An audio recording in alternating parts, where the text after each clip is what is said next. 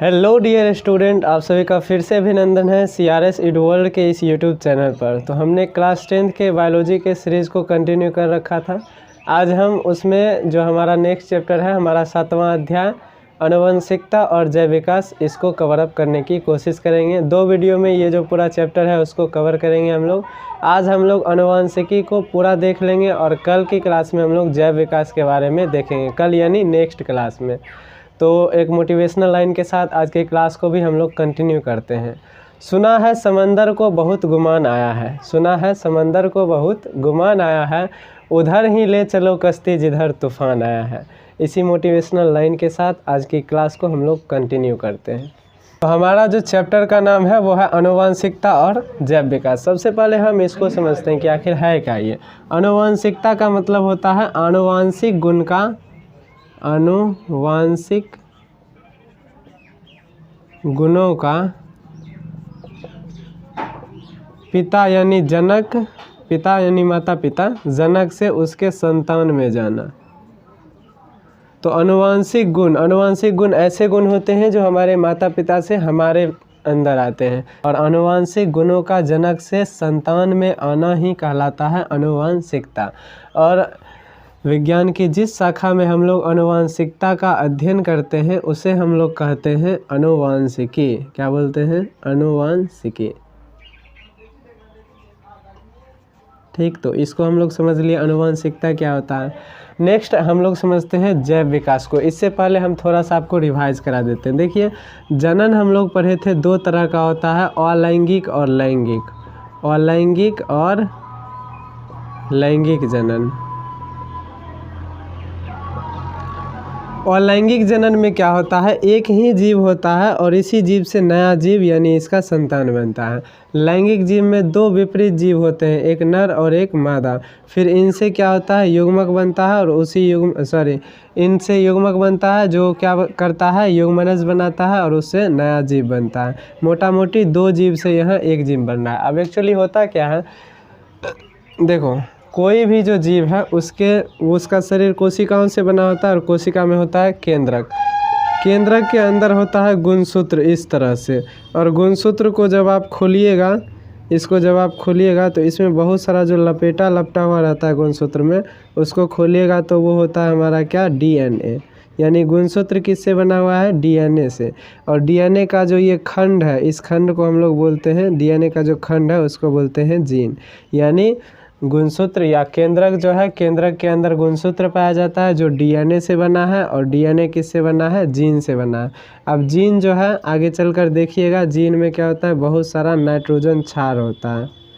एक नाइट्रोजन क्षार दूसरे नाइट्रोजन क्षार से किसी संरचना के माध्यम से जुड़े होते हैं जो किसी सूचना को इंडिकेट करता है। क्योंकि देखो, मनुष्य का जो बच्चा होगा वो मनुष्य होगा, इसकी सूचना कहाँ होती है, तो वही जीन के अंदर जो ये नाइट्रोजन बेस है, यही इसी का जो संरचना है उसको बोलते हैं कोडिंग। जीन में क्या होता है, नाइट्रोजन बेस, या DNA में ये जो इन्फॉर्मेशन है, ये जो सूचना है कि आदमी का बच्चा आदमी होगा और कैसा होगा, क्या कुछ जो भी सूचनाएं हैं वो सब DNA में होता है, जीन में होता है या गुणसूत्र में होता है। और यही गुण एक पीढ़ी से दूसरे पीढ़ी में आते हैं, इसलिए यही जो गुण है वो हमारा आनुवांशिक गुण कहलाता है, क्योंकि ये माता पिता से उसके संतान में जाते हैं। नेक्स्ट देखिए, अलैंगिक जनन में क्या होता है, एक ही जीव है। अब एक ही जीव है तो इसी का जो DNA होगा, यही मान लीजिए एक DNA है, तो एक DNA से क्या होगा, छोटा छोटा 2 DNA बनेगा, तब न एक DNA उसके जनक में रहता है और दूसरा उसके किस में आता है, संतान में आता है। तो एक DNA से 2 DNA का बनना कहलाता है रेप्लिकेशन। क्या कहलाता है, रेप्लिकेशन, या इसको प्रतिकृतिकरण बोलते हैं, प्रतिकृतिकरण। एक DNA से दूसरा DNA बनना प्रतिकृतिकरण कहलाता है। वहीं पर माता का और पिता का जो क्या होगा, DNA होगा, ये आधा आधा हो जाता है और ये आधा आधा मिलकर एक पूरा DNA बनाता है। यानी माता का DNA और पिता, DNA नहीं, यहाँ हम लोग गुणसूत्र कहते हैं, गुणसूत्र, क्योंकि गुणसूत्र ही है जिसमें क्या होता है, DNA होता है। तो आधा क्या किसका गुणसूत्र आता है, पिता का, और आधा किसका आता है, माता का।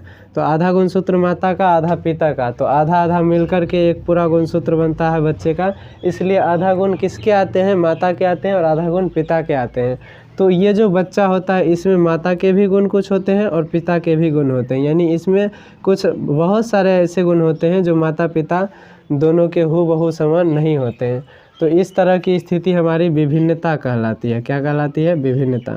विभिन्नता का मतलब है कि संतान में उसके जनक के समान गुण जब ना हो तो उसको हम लोग विभिन्नता कहते हैं, है ना। विभिन्नता के किस में आता है? तो लैंगिक जनन में। इसमें जैसा डीएनए इसका है वैसा ही डीएनए इसके बच्चे का भी है, तो इसमें विभिन्नता नहीं आती है। या कभी आती भी है तो वही जब एक डीएनए से दूसरा डीएनए बनेगा यानी प्रतिकृतिकरण, तो उसी समय डीएनए में कुछ चेंजेज आ जाता है जिसको हम लोग उत्परिवर्तन नाम दे सकते हैं। तो उत्परिवर्तन के कारण ही आ सकता है विभिन्नता। और लैंगिक जनन में आमतौर पर इसमें विभिन्नता नहीं देखी जाती है। विभिन्नता किस में 100% होगा? तो लैंगिक जनन में। क्यों? क्योंकि आधा गुण माता का और आधा पिता का आ रहा है, तो जनक जो होगा वो हूबहू ना पिता के समान होगा ना माता के समान, दोनों के समान, दोनों में से दोनों का ही गुण इसमें दिखेगा, तो वो कहीं ना कहीं विभिन्नता को जन्म देगा। अब ये कुछ भिन्न हो गया अपने माता पिता से, ये जब आगे चल के किसी से मतलब जनन की क्रिया होगा, अगर इससे मतलब इस विभिन्न जीव से जो माता पिता से थोड़ा अलग है, तो आगे चल के जो जीव पैदा लेगा वो क्या होगा?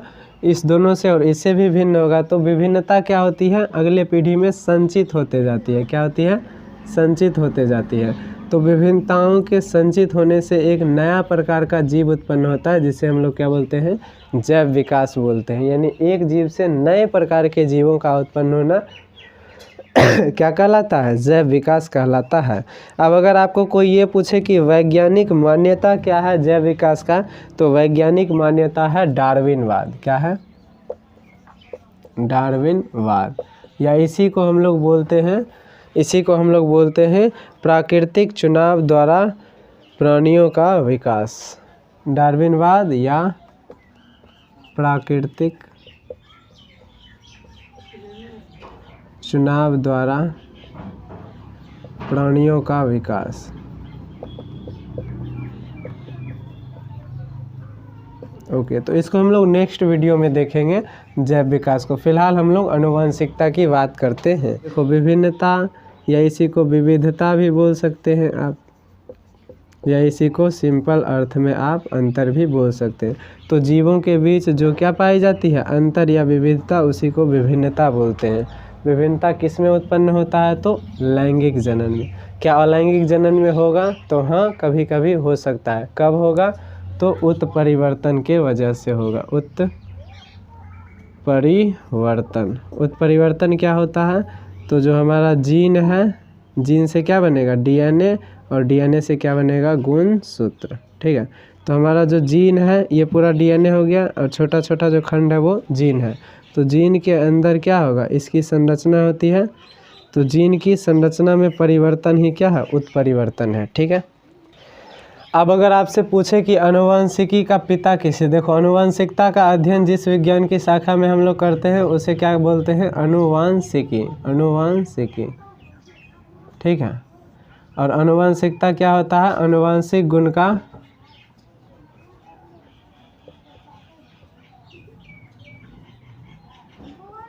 गुणों का जनक से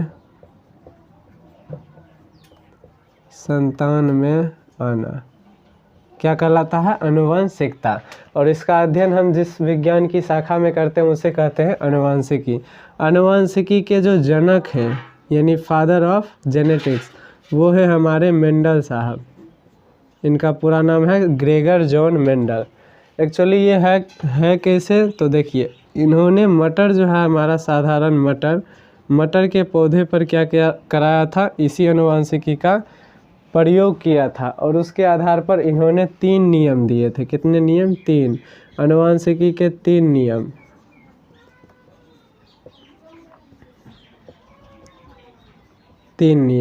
कौन कौन था?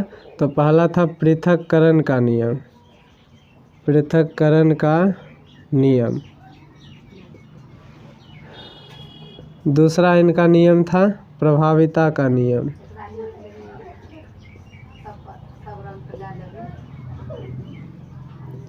और तीसरा इनका था स्वतंत्र अपव्यूहन का नियम, स्वतंत्र अपव्यूहन का नियम। तो इन्होंने 3 नियम दिया था, इन्होंने आनुवंशिकी का 3 नियम दिया, किन्होंने, मेंडल ने। और प्रयोग किस पर किए थे ये, जो मटर का पौधा है उस पर प्रयोग किए थे, है ना। अब देखिए ये इन्होंने जो प्रयोग किया और जो कुछ निष्कर्ष निकला उसको इन्होंने एक किताब में दिया था जिसका नाम थोड़ा बड़ा है, उसका नाम है annual proceeding of the natural history society of Brunn. इसको लिख देते हैं,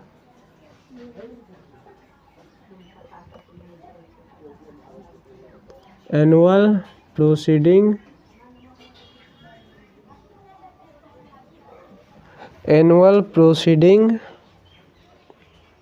of the natural history of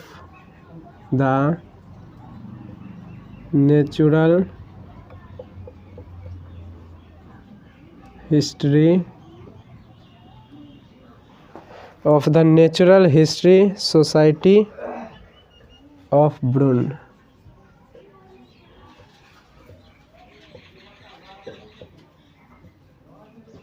इसको बस एक बार आपको देख लेना है कि मटर के पौधे का निष्कर्ष और किस तरह ये प्रयोग किए वो किस किताब में था। तो annual proceeding of the natural history society of Brunn, इसमें इन्होंने दिया था। इन्हें ही ग्रेगर जॉन मेंडल को ही आनुवंशिकी का जनक या पिता कहा जाता है। एक्चुअली देखिए इन्होंने कब दिया था ये मतलब नियम वगैरह, तो 1866 में ये दिए थे, किंतु 34 वर्ष तक 1864 में ही ये दिए, 66 में ही ये दिए, लेकिन 34 वर्ष तक इस पर कोई ध्यान नहीं दिया गया।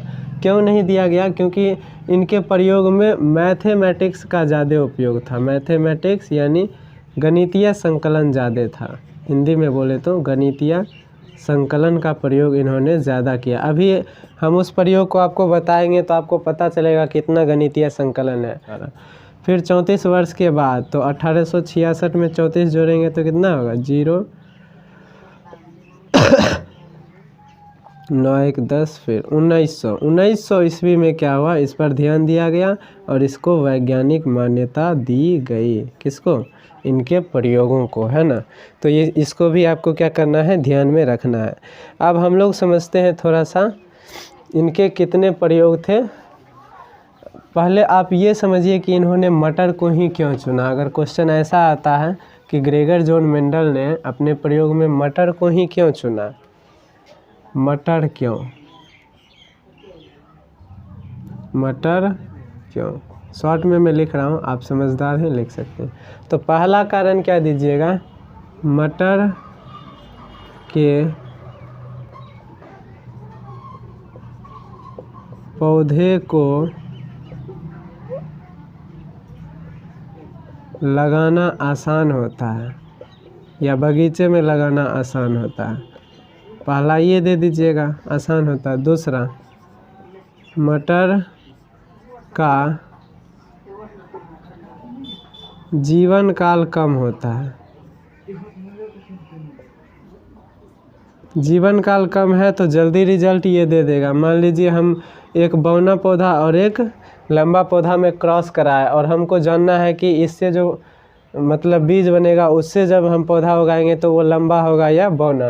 तो जल्दी अगर ये जल्दी बीज पैदा कर दे रहा है और जल्दी उससे पौधा निकल जा रहा है तो बहुत ही आसान है कि मतलब कम समय में हमें रिजल्ट का पता चलेगा। तो इसीलिए इसका जीवन काल कम है। तो इस भी कारण से मटर का ही चयन किया किसने, मेंडल ने।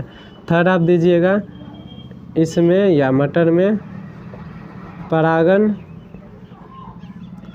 आसानी से कराया जा सकता है। परागन क्या होता है, जनन वाले चैप्टर में हम आपको समझा दिए हैं, कराया जा सकता है।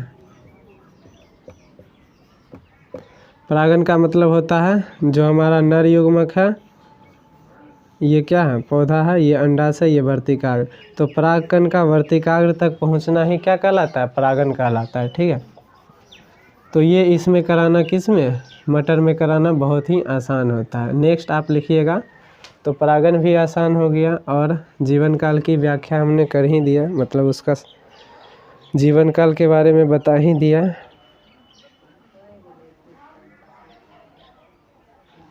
सबसे इम्पोर्टेंट इसमें 7 जोड़ी विपर्यासी लक्षण होते हैं। विपर्यासी लक्षण होते हैं। अब विपर्यासी लक्षण को समझिए। जैसे एक कोई गुण ले लिए तो इसके 2 लक्षण होंगे। जैसे गुण हमने ले लिया, जैसे मान लीजिए हमने लंबाई 1 गुण ले लिया, तो इसके 2 क्या हो गए लक्षण। एक हो गया क्या लंबा और एक हो गया बौना। तो इसी तरह के जो हमारे मटर थे उसमें 7 थे। ये तो एक हो गया लंबाई, उसका बीज का आकार इस टाइप से कितना था 7 वो था। ये नहीं पूछेगा कि कौन कौन था, बस इतना ध्यान में रखना है कि कितना था 7 वो था। तो 7 गुण थे जिसके क्या 2 विपर्यासी लक्षण का मतलब होता है एक ही गुण के 2 अलग अलग लक्षण। तो गुण एक ही है लंबाई, इसके 2 लक्षण है लंबा और बौना। तो एक ही गुण के अलग अलग लक्षण ऐसे करके कितने जोड़ी थे इसके पास 7 थे, ठीक है ना। यानी 7 गुण थे और उसके विपर्यासी लक्षण थे कितना, तो 7 दूना 14, इसलिए 7 जोड़ी विपर्यासी लक्षण है।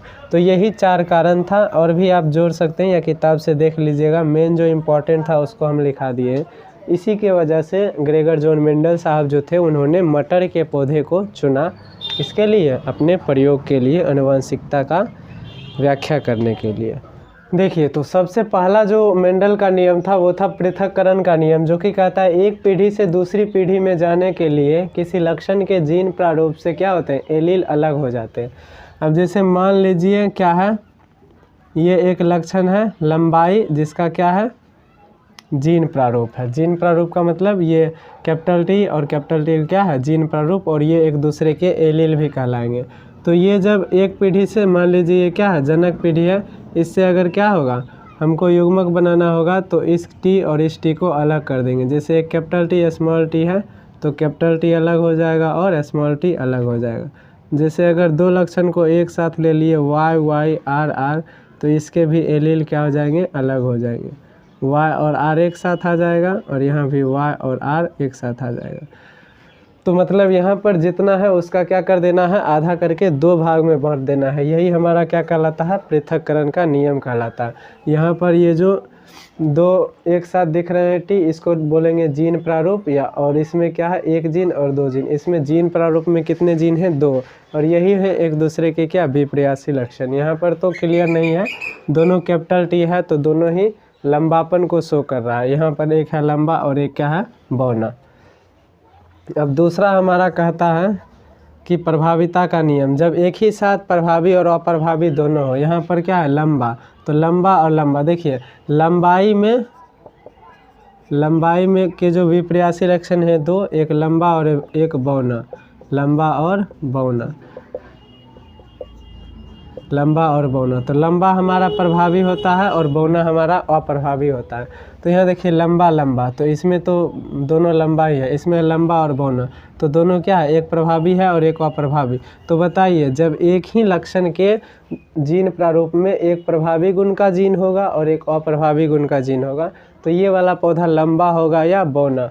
तो ये जो होगा वो कैसा होगा लंबा। किस नियम के आधार पर प्रभाविता के नियम। प्रभाविता का नियम कहता है कि जब प्रभावी गुण और अप्रभावी गुण एक साथ होते हैं तो प्रभावी गुण अपना लक्षण प्रदर्शित करते हैं। तो यहाँ क्या है कैपिटल टी प्रभावी है और स्मॉल टी क्या है अप्रभावी। तो कैपिटल टी के अनुसार होगा, यानी कैपिटल टी क्या है लंबा, तो ये पूरा पौधा जो है वो हमारा लंबा होगा। और इसके जो जीन को हमने अलग किया पृथक किया, ये क्या है पृथक्करण का नियम है। नेक्स्ट हमारा स्वतंत्र अवयवन का नियम है। इसको थोड़ा समझना आपके लिए जटिल हो सकता है, पर इसको सिंपल वे में समझिए। देखो एक ही जब हम 2 गुणों को एक साथ लेते हैं, मान लेते हैं बीज के बारे में हम ले लिया, तो बीज का आकार लिया गोल और बीज का रंग मान लीजिए लेते हैं पीला। तो बीज क्या है गोल पीला, तो गोल एक लक्षण है तो इसके क्या होंगे गोल को मान लीजिए राउंड, तो आर आर क्या हो गया ये गोल का क्या हो गया जीन प्रारूप हो गया, और पीला का मान लीजिए येलो, तो वाई वाई।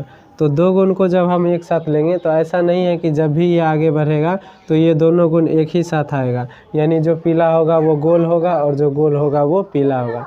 मैं भी आगे चल के जो है जो गोल होगा वो पीला नहीं भी हो सकता है, गोल है पर पीला नहीं, और पीला है पर गोल नहीं, पीला है पर गोल नहीं।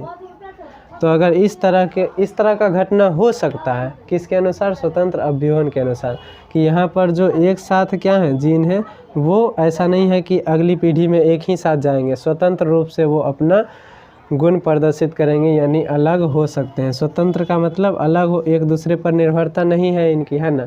तो स्वतंत्र अपव्यूहन जो है, इसको थोड़ा समझना आपके लिए जटिल हो सकता है, फिलहाल इसको आप रट भी सकते हैं। एक पीढ़ी से दूसरी पीढ़ी में जाते समय जीन प्रारूप स्वतंत्र रूप से गमन करते हैं। देखो, पृथक्करण और प्रभाविता का नियम, ये दोनों एकल संकरण से मेंडल ने बताया, और स्वतंत्र अपव्यूहन द्विसंकरण से आया। द्विसंकर संकरण प्रयोग जो है मेंडल का, उससे प्राप्त हुआ। तो अब हम समझते हैं एकल संकरण, फिर हम समझेंगे द्विसंकरण। ये फिलहाल कुछ परिभाषाएं थी जो आपके लिए इम्पोर्टेंट थी, हमने लिख दिया। ऐसे ये 12th में पढ़ना होता है। अब हम लोग समझते हैं किसको, एकल संकरण को, मेंडल के एकल संकरण प्रयोग। एकल संकरण प्रयोग, एकल संकरण प्रयोग का मतलब, जब मेंडल ने मटर के किसी एक लक्षण को आधार मानकर अपना प्रयोग किया, तो यह जो प्रयोग है वो एकल संकरण प्रयोग कहलाता है। अब वो जो लक्षण था वो क्या था, लक्षण यानी वो जो गुण है वो है हमारा लंबाई। अब लंबाई गुण है, और इसके दो क्या हैं, विपर्यासी लक्षण, विपर्यासी लक्षण। विपर्यासी लक्षण क्या है इसके, दो। तो पहला है लंबा, यानी लंबा पौधा कोई होगा, और दूसरा है बौना। लंबा को इसने कैपिटल टी और बौना को इसने स्मॉल टी से दिखाया। अब एकल संकरण में इसने किया क्या, तो सबसे पहले जो जनक पीढ़ी लिया इसने,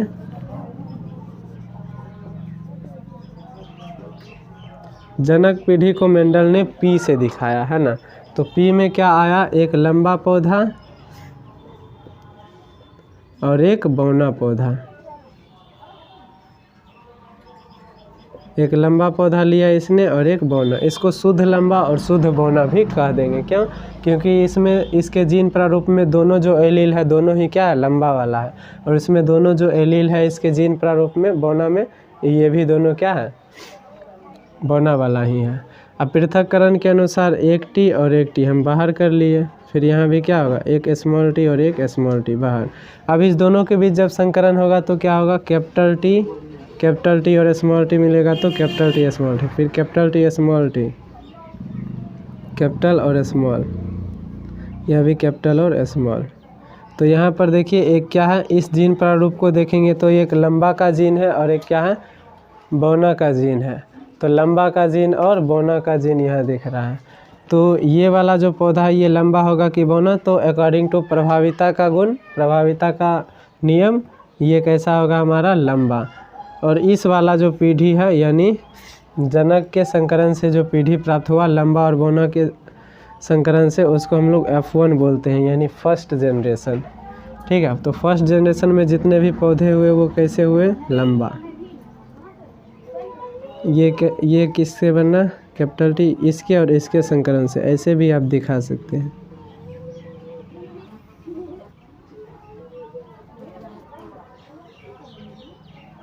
ठीक है, इस तरह से।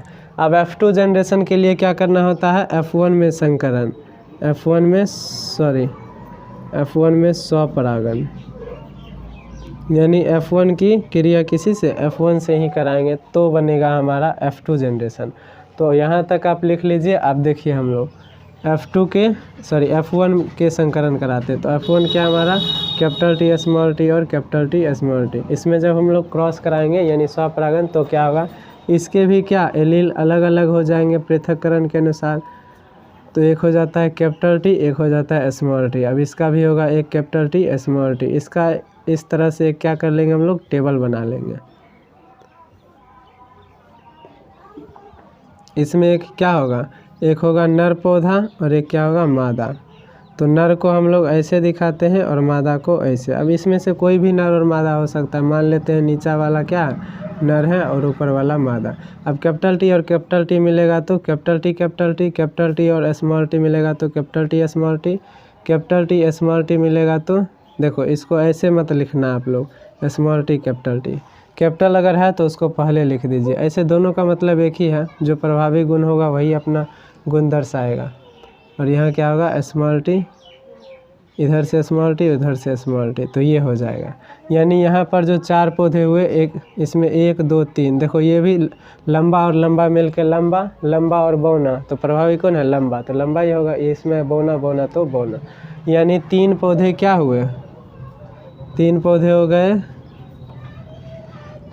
3 जो पौधा हुआ वो हुआ अपना लंबा, और एक जो पौधा हुआ वो हुआ बौना। अब देखो बाहर से देखने पर जो दिखाई दे उसे लक्षण प्रारूपी अनुपात बोलते हैं। मतलब लक्षण प्रारूपी या फिनोटाइप बोलते हैं। फिनोटाइप का मतलब जो बाहर से दिखाई दे, फिनोटाइप। अब यहाँ फिनोटाइप को अगर आप देखना चाहें तो बाहर से देखने पर 3 को लंबा दिख रहा है, 1 छोटा, तो फिनोटाइप रेशियो क्या हो जाएगा, 3:1, यानी 3:1 हो जाएगा क्या, हमारा फिनोटाइप। दूसरा हम लोग देखते हैं जीनोटाइप, यानी जीन कौन कौन एक समान है, जीनोटाइप। तो जीनोटाइप अगर आप देखिएगा तो कैपिटल टी अकेला है, फिर कैपिटल टी स्मॉल टी 2 है, और फिर स्मॉल टी स्मॉल 2 अकेला है। तो रेशियो आया 1:2:1। तो पूछेगा एकल संकरण का जीनोटाइप क्या होता है, तो 3:1, और फिर फिनोटाइप क्या होता है, 3:1, और जीनोटाइप क्या होता है, 1:2:1। फिनोटाइप क्या कहते हैं, किसे कहते हैं, फिनोटाइप वह लक्षण जो बाहर से दिखाई दे, यानी बाहर से देखने पर तो लंबा ही दिखता है, जीन भले ही उसका कैपिटल टी स्मॉल टी है पर बाहर से लंबा ही दिखता है। वह लक्षण जो बाहर से दिखे उसे क्या बोलते हैं हम लोग, फिनोटाइप। और जीनोटाइप वह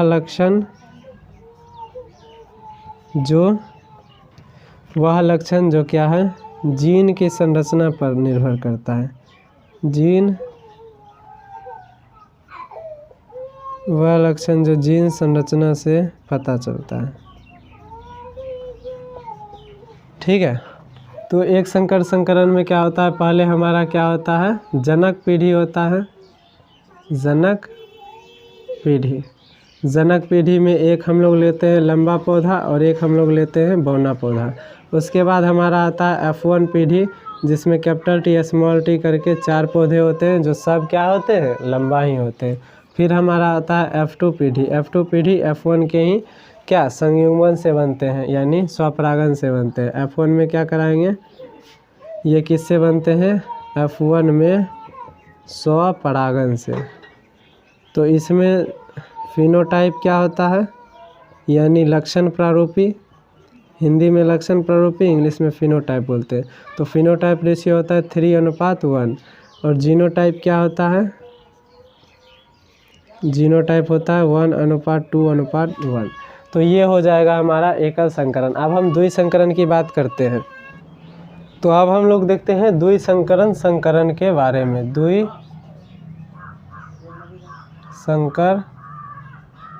संकरण, तो द्विसंकर संकरण यानी मेंडल के द्विसंकरण संकरण प्रयोग। तो इसमें हम लोग लेते हैं 2 लक्षण को, तो इसके विपर्यासी लक्षण मिला के हो जाएंगे 2 जोड़े यानी 4। तो हम लोग लेते हैं बीज के बारे में, यानी बीज का आकार एक लक्षण हो जाएगा, और एक लक्षण हो जाएगा बीज का रंग। तो रंग में 2 रंग हो जाएगा, पीला और हरा, और आकार में हो जाएगा गोल और झुर्रीदार, गोल और झुर्रीदार, ठीक है।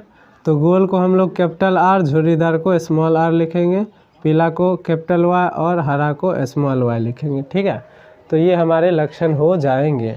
तो हमारा जो जनक पीढ़ी होगा वो क्या होगा, जनक पीढ़ी।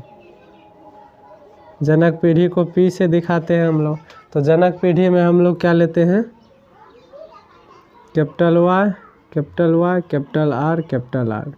ये हमारा हो जाएगा पीला और कैसा, गोल, ठीक है। पीला और गोल आकार वाले पौधे लिए हमने एक, और दूसरा हो जाएगा स्मॉल वाई 2 और स्मॉल आर, यानी हरा और कैसा झुर्रीदार, झुर्रीदार। अब पृथक्करण के अनुसार इसके एलील बाहर आ जाएंगे, तो capital Y capital R capital Y capital R, small Y small R small Y small R, तो ये दोनों क्या हो गए, अलग हो गए। अब इसके जो आपस में रिएक्शन होंगे तो यानी इसके जो आपस में संकरण होंगे तो क्या होंगे, कैपिटल वाई कैपिटल आर और कैपिटल, पहले इसका इससे कराते हैं फिर इसका इससे कराते हैं, ठीक है। तो capital Y small capital Y capital R और फिर क्या हो जाएगा small Y small R. Actually Y को एक साथ हम लोग लिखते हैं और आर को एक साथ, तो कैपिटल वाई और small Y capital R small R. फिर जब उससे होगा तो यही बनेगा, यानी 4 यही बनने वाला है। तो ये हमारे क्या हो जाएंगे, F1 पीढ़ी के पौधे हो जाएंगे।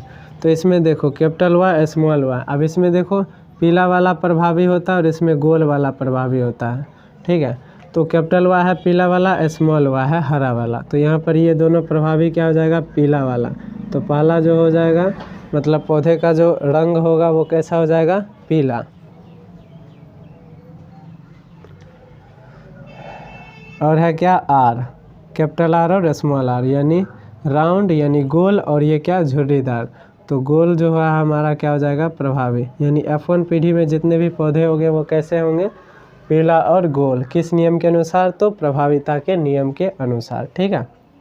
अब हम F1 पीढ़ी में कराएंगे स्वपरागन, जिससे हमारा क्या होगा, F2 पीढ़ी का पौधा प्राप्त होगा, ठीक है। तो इसके लिए इसके भी जो क्या एलील हैं उसको अलग करना पड़ेगा। तो इसमें कितने तरह के एलील बन सकते हैं उसको देखिए।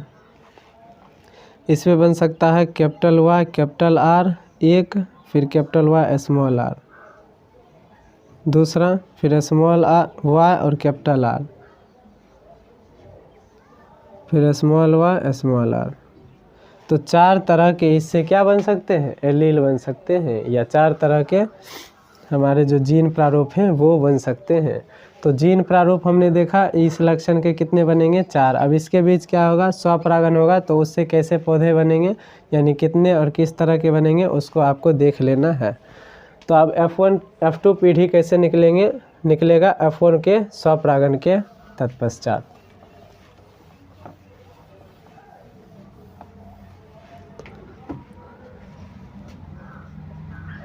तो F2 पीढ़ी कैसे होगा, F1 में स्वपरागन कराएंगे हम लोग।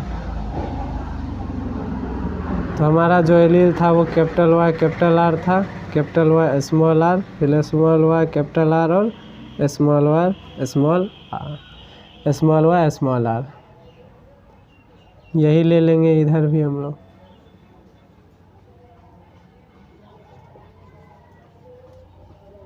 और इससे क्या करेंगे, एक टेबल ड्रॉ कर लेंगे।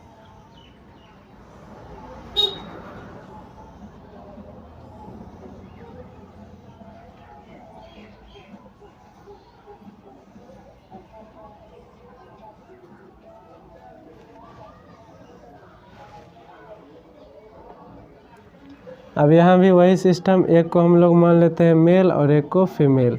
मेल को हम लोग ऐसे दिखाते हैं और फीमेल को ऐसे, यानी ये हमारा क्या है, नर, और ये क्या है, मादा है। यानी एक नर पौधा होगा एक मादा, तभी न उसमें हम लोग परागन कराएंगे।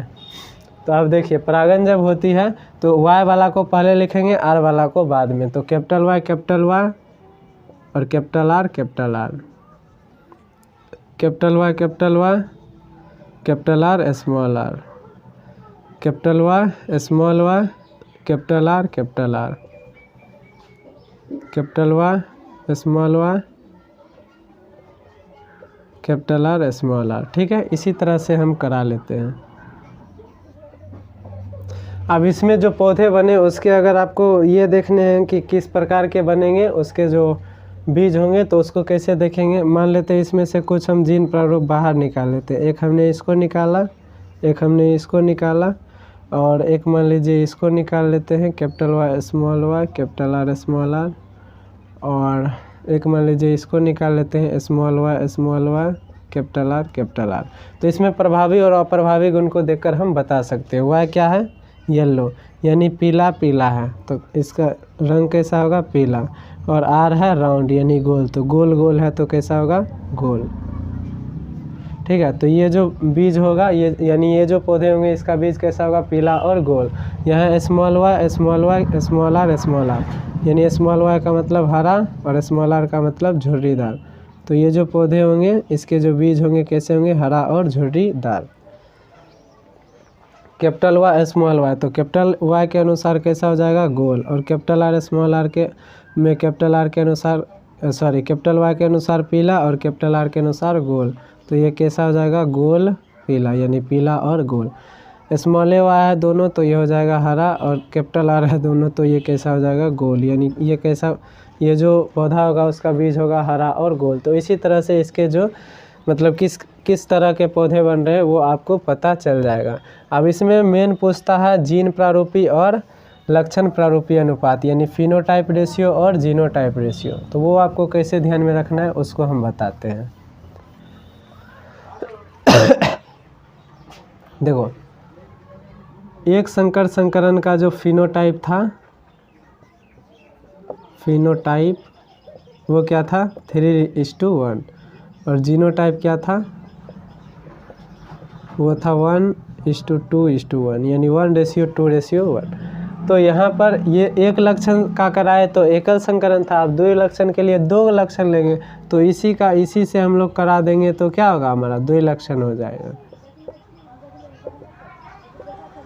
ठीक है, तो इसका फिनोटाइप क्या हो जाएगा, फिनोटाइप 2 संकर संकरण का, इसका इसी से कराएंगे तो 3 से कराइए तो 3 तिया 9, फिर 3 एकम 3, फिर 1 से कराएंगे तो 1 तिया 3 और 1 एकम 1, तो क्या हो जाएगा, जीनोटाइप रेशियो 9:3:3:1, और फिनोटाइप। और जीनोटाइप क्या हो जाएगा, 1 से पहले गुना करिए तीनों में तो 1 से करेंगे तो वही रहेगा 1:2:1, फिर 2 से करेंगे तो 1 का क्या हो जाएगा, 2 एकम 2, यानी 2 1 जा 2, 2 2 जा 4, 2 1 जा 2, फिर 1 से कराएंगे तो हमारा क्या हो जाएगा 1:2:1। तो ये हमारा क्या हो जाएगा, जीनोटाइप रेशियो।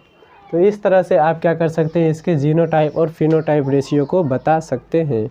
शिशु का लिंग निर्धारण कैसे होता है, शिशु का लिंग निर्धारण।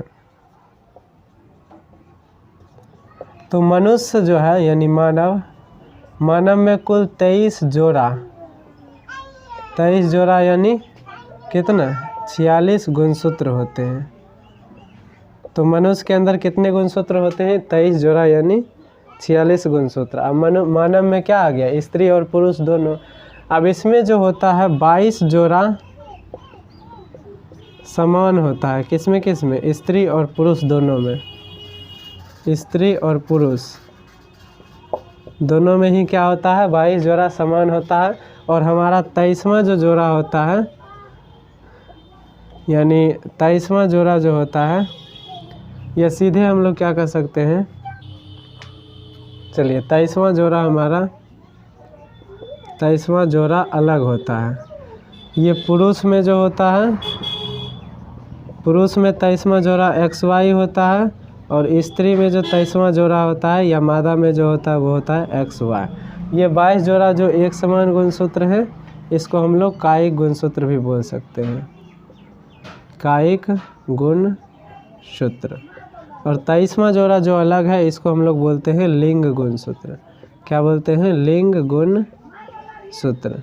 तो किसी भी शिशु का जो लिंग निर्धारण होता है वो किस पर निर्भर करता है, लिंग गुणसूत्र पर ही निर्भर करता है, क्योंकि 22 जोड़े तो दोनों में ही समान है। तो अब हम समझेंगे लिंग गुणसूत्र के आधार पर ही कैसे हम बताएंगे कि होने वाला जो बच्चा है वो लड़का होगा या लड़की होगा। ठीक है, तो पिता का जो क्या होगा, 23वां गुणसूत्र या लिंग गुणसूत्र जो होगा, मान लेते हैं यहाँ पिता और इधर कौन, माता। तो पिता का जो लिंग गुणसूत्र होगा वो XY, और माता क्या क्या होता है, XY। पृथक्करण के अनुसार X और Y को आप अलग करिएगा, यहाँ X और X अलग हो जाएगा, यानी आधा जब करेंगे तो फिर X और X जब मिलेगा तो क्या हो जाएगा, X और X मिलेगा तो फिर क्या हो जाएगा, XX। Y और X मिलेगा तो क्या होगा, XY, फिर Y और X मिलेगा तो क्या होगा, XY। यानी हमने देखा कि XX यानी मादा, यानी क्या होगा बच्चा, लड़की, और यहाँ पर भी लड़की, फिर यहाँ लड़का और लड़का। तो पुरुष का Y गुणसूत्र जब मादा के X गुणसूत्र से मिलता है तो क्या बनता है, लड़का, और पुरुष का X जब मादा के X से मिलता है तो लड़की बनता है। यहाँ तो XX ही है, यानी कोई भी शिशु लड़का होगा या लड़की वो टोटली डिपेंड करता है उसके पिता पर गांव घर में जो सासू माँ होती हैं वो किसको ताना देती है, अपने बहू को, कि खाली लड़की को ही पैदा कर रही हो। इसका आपका जो है ये जो है तथ्य वो बिल्कुल ही गलत हो जाएगा, क्योंकि देखिए लड़की के पास तो क्या होता है, सिर्फ X और X ही होता है, तो वो कहीं भी जिम्मेदार नहीं है कि बच्चे का जन्म जो होगा वो लड़के के रूप में होगा या लड़की के रूप में। इसके लिए जिम्मेदार कौन है, तो पिताश्री हैं उसके, ठीक है ना। लेकिन ये सब उन सासू माताओं को कौन समझाए। नेक्स्ट हम लोग देखते हैं यहाँ पे, यहाँ 4 हुआ तो 2 लड़का और 2 लड़की। परसेंटेज में देखेंगे तो हमारा 50% लड़का हुआ और 50% लड़की। यानी कभी भी जब क्या होता है बच्चे का जन्म होता है तो 50% लड़का या 50% लड़की होने की चांसेज होती है, प्रोबेबिलिटी यानी प्रायिकता होती है। लेकिन कई ऐसे केसेस में कुछ अलग ढंग के भी बच्चे पैदा हो जाते हैं। जैसे आपको पता है कि अगर XXY मिल गया तो ये जो बच्चा पैदा होता है उसको हम लोग सिक्सर या छक्का बोलते हैं, यानी ट्रांसजेंडर। तो इस तरह की जो घटना है ये आम नहीं है, तो हमने ये जो बताया ये सामान्य है। सामान्यतः लड़का या लड़की ही होता है, पर ये जो होता है कभी कभी उत्परिवर्तन का परिणाम है या परिवर्तन का परिणाम है, तो उसके अनुसार ये हो जाता है। तो इसकी बात हम लोग नहीं कर रहे हैं, हम सामान्यतः जो होता है 50% लड़का और 50% लड़की होने की संभावना होती है। अब जो हमारा विभिन्नता है, विभिन्नता हमारा 2 तरह का होता है, एक होता है जननिक और एक होता है कायिक। जननी को हम लोग आनुवांशिक भी बोलते हैं, आनुवांशिक विभिन्नता, और कायिक को हम लोग उपार्जित विभिन्नता भी बोलते हैं। अब देखिए जननिक विभिन्नता और उपार्जित विभिन्नता कैसे होती है। जननिक विभिन्नता आने के 2 कारण हैं, पहला है उत्परिवर्तन और दूसरा है आनुवांशिक पुनर्योग।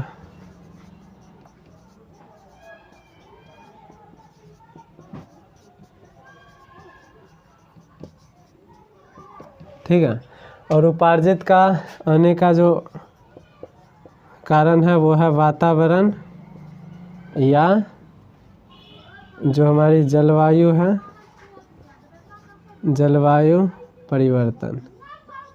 वातावरण या जलवायु परिवर्तन के कारण उपार्जित या कायिक विभिन्नता आती है, और उत्परिवर्तन या आनुवांशिक पुनर्योग के कारण हमारा जननिक या आनुवांशिक विभिन्नता आती है। अब ये जो जननिक या आनुवांशिक विभिन्नता है ये एक पीढ़ी से दूसरे पीढ़ी में जाती है, यानी यह कैसा होता है, अनुवांशिक होता है।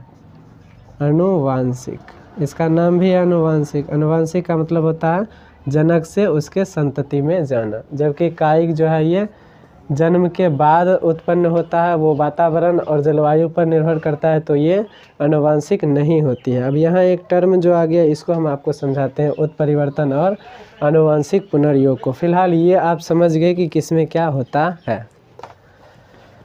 अब देखिए हमने आपको बताया था कि कोई भी जो हमारे शरीर की कोशिका है उसमें होता है केंद्रक, और केंद्रक में हमारे क्या होते हैं, गुणसूत्र।